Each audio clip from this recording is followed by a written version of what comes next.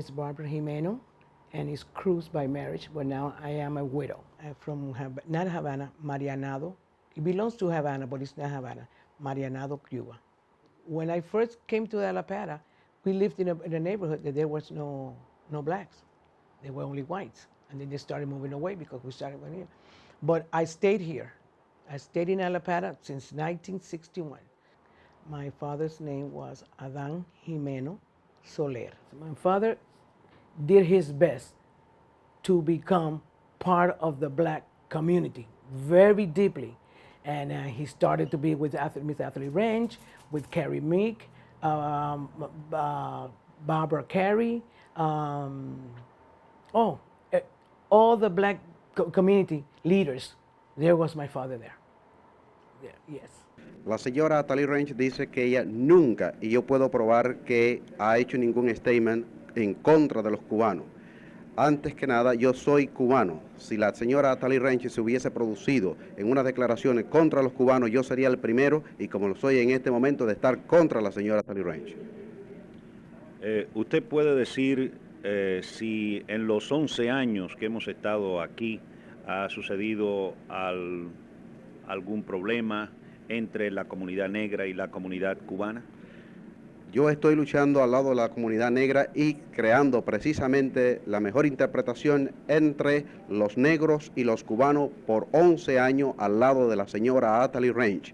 Ella solo aspira a que los negros y los cubanos estén juntos en la ciudad de Miami. And the Martin Luther King Committee, oh, my father would not miss one day. And he was so proud that his birthday was the same day, January 15. Oh my God.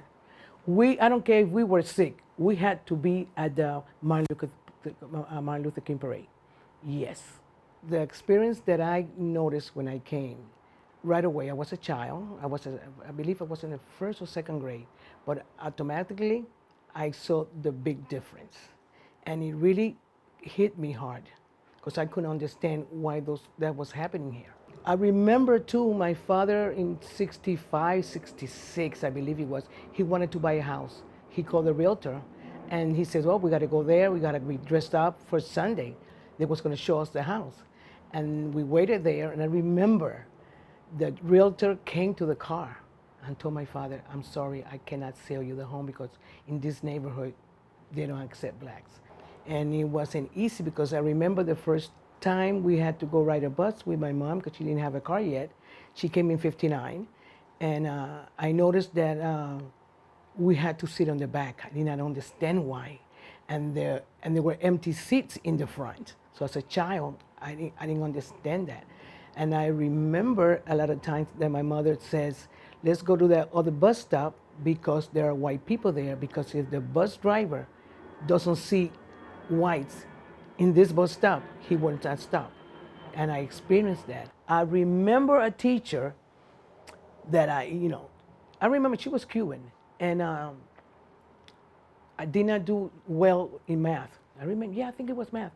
And I was at the wall, at the blackboard, and she pulled my hair. I have very long hair. She pulled my hair and said, you're stupid, ignorant morena.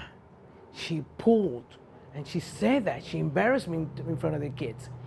But I remember being in that classroom, and I was the only black there. And at the back of the line, I was always in back of the line. And, and those things were hard. It hit me very hard. And one time my mother asked me, the bus driver told my mother what happened, that she wasn't picking me up for school or bringing me back from home. And my mother approached me. She said, what are you doing with the money? And I must have been about 10 or 11. She says, what are you doing with the money that I give you for the bus fare? And I showed her it was in my piggy bank. I said, here it is. She said, why are you saving the money and coming walking? I said, because I want to go back to my country. I wasn't thinking about because it was a communist country. Because when you're a child, I just wanted to go back because I did not see this in my country. One thing that I noticed when I started to grow up, people will ask me, your Spanish is great. Where did you learn it? I say, in Cuba. But you're black. I say, yes, I'm black, but Cuba is just as many black as there's here. And I asked a couple of black Cubans that started to come. I said, why is the reason that the black Cubans don't come? Because you usually see them light skin or white. During that time, only white skin. So the people were used to seeing only white Cubans and light skinned Cubans. They told me that in Cuba they taught them that why go to the United States when you're not going to have any rights? You're going to have to sit in the back of the bus. They will not let you come in the stores, and that was why the Cubans, the black Cubans, didn't come. It was a time in the late '60s.